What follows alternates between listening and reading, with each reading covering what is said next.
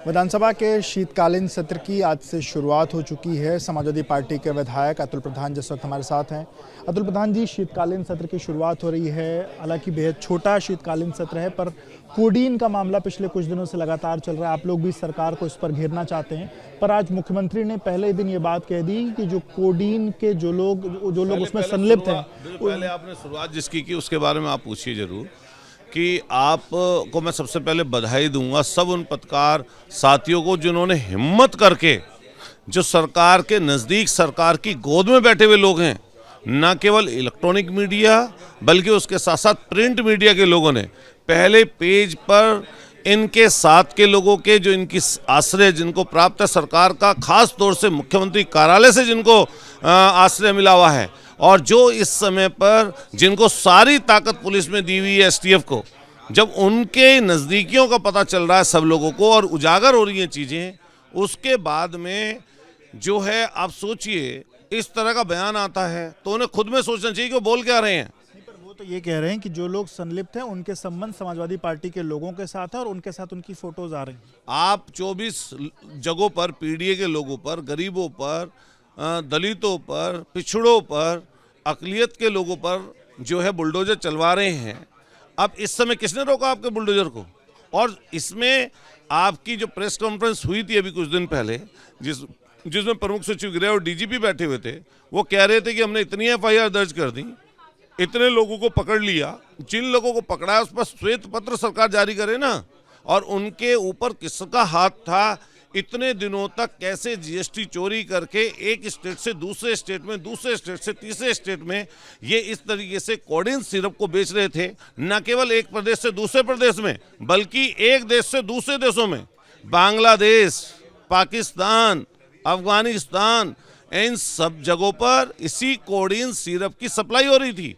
ये double engine और triple engine की जो सरकार है, ये इस बात का जवाब दे कि कैसे बॉर्डर पार करके सिर्फ बाहर दूर चला जा रहा था, कैसे उन राज्यों में पहुंच जा रहा था जहां पे शराबबंदी है।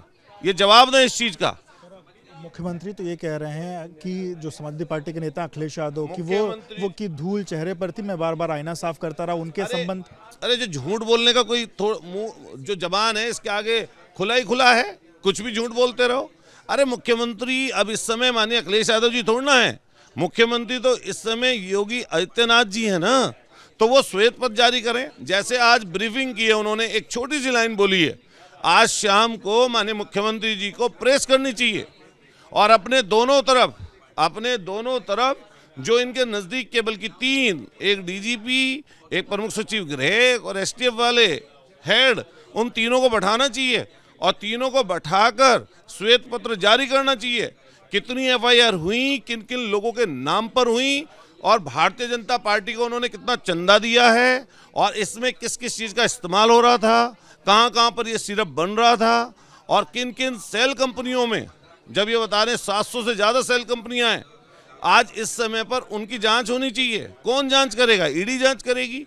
ऐसे लोग जो जिनकी पैदाइश माफिया गर्दी में हुई है, जो लगातार सरकार की नज़दीकियों के कारण बचे हुए हैं, उन लोगों के ऊपर कार्रवाई करने से रुक रहे हैं। कहाँ चला गया बुलडोजर? अरे चलाइए ना, जाकर उनकी संपत्ति को सीज करिए ना, किसने रोका है? और आप पूर्व वालों पर आरोप लगा रहे हैं। आप सोचिए, इनको वो नहीं आती, लाज नहीं आती इन लोगों को आरोप लगाते हुए। आपकी 9 साल की सरकार हो गई, देश की सरकार आपके हाथ में है, प्रदेश की सरकार आपके हाथ में है। जहां सिरप से बच्चे मरे, चाहे वो दूसरे सिरप से मरे, तो वो मध्य प्रदेश में मिले। मध्य प्रदेश के रीवा से पुलिस यहाँ पर आकर छापे डाल रही है। यहाँ की जो कप सिरप की कंपनियां हैं, जो लोग उसमें इन्वॉल्व हैं, उनके ऊपर एफआईआर दर्ज हो रही हैं। बराबर के राजस्थान में इसी तरीके से कप सिरप से बच्चों की मौतें हुई। और जो यहाँ पर जो कंपनियां जो चला रहे थे, आप बताइए, पूर्व एक उत्तर प्रदेश में कोई मौत, पुलिसकर्मी जिसकी हवेली हमने तो आपके सोशल मीडिया पर, आपके चैनलों पे देखी, अभी तक उजागर क्यों नहीं किया? उसकी खोटी खड़ी कैसे है? तोड़ी क्यों नहीं गई अब तक? उसकी जब्ती क्यों नहीं की गई? हम पूछना चाहते हैं, जो जौनपुर के इनके साथी करीबी हैं उनके बारे में जानकारी तो दें। और जो बड़ी बड़ी गाड़ियां, कई करोड़ की गाड़ियां खरीदी जा रही थी, जो खातों में पैसा तब्दील हो रहा था, इधर से उधर, उधर से उधर जा रहा था, इसको कौन पकड़ेगा? सरकार पकड़ेगी। सरकार पकड़े और कार्रवाई करे।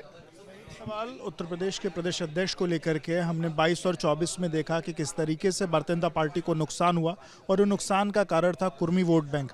अब भाजपा ने उसकी काट निकाल रही है और प्रदेश अध्यक्ष पंकज चौधरी को बना दिया, कैसे देखें? नहीं, वो इसलिए नहीं बनाएंगे। वो इसलिए बनाएंगे कि दिल्ली के जो दोनों लोग हैं, फर्स्ट और सेकंड नंबर, जो बड़े लोग हैं, जो सरकार में मुख्यमंत्री को हटा नहीं पा रहे हैं, जो मुख्यमंत्री जी को हटा नहीं पा रहे हैं, उन्होंने उनकी काट ढूंढते हुए उनके अधिकारों में कटौती करने के लिए उनके नज़दीक के व्यक्ति को, जो नज़दीक के जिले का व्यक्ति है, अपने नज़दीक वाले व्यक्ति को प्रदेश अध्यक्ष उन्होंने बनाया है। दूसरा ये पीडीए के साथ, पिछड़ों के साथ दोयम दर्जे का इनका व्यवहार है। आप सोचिए, जो बिहार के इन लोगों ने राष्ट्रीय अध्यक्ष बनाए हैं अभी, उनमें और इनमें कितना अंतर है?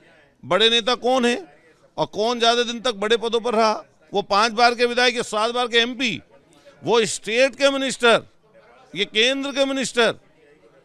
जो सामने वाले हैं जिनको राष्ट्रीय अध्यक्ष बनाया गया, उनकी पूरे प्रदेश भर में आबादी 0.05 या 10%। इनकी आबादी पिछड़ों की, और जो ये हमारे कुर्मी समाज के साथी हैं, इनकी आबादी पूरे देश भर में 5 से 7% पूरे देश में आबादी है। तो आप बताइए, दोयम दर्जे का व्यवहार है या नहीं है? ये तो पीढ़ी के साथ धोखा है। उत्तर प्रदेश में इसका कोई इम्पैक्ट होगा? आपको लगता है कि 2027 में अब कुर्मी वोटर को साथ होगा? भारतीय जनता पार्टी की सरकार जाएगी और समाजवादी पार्टी की सरकार पिछड़े, दलित, शोषित, वंचित, अकलियत के भाई इकट्ठा होकर अगड़े, अच्छी सोच के लोग अगड़े जो हैं, समाजवादी पार्टी के साथ मिलकर इनकी सरकार को हटाएंगे। वोटर भाजपा के साथ अब जैसा 24 में मिला था, उससे भी ज्यादा मिलेगा समाजवादी पार्टी को।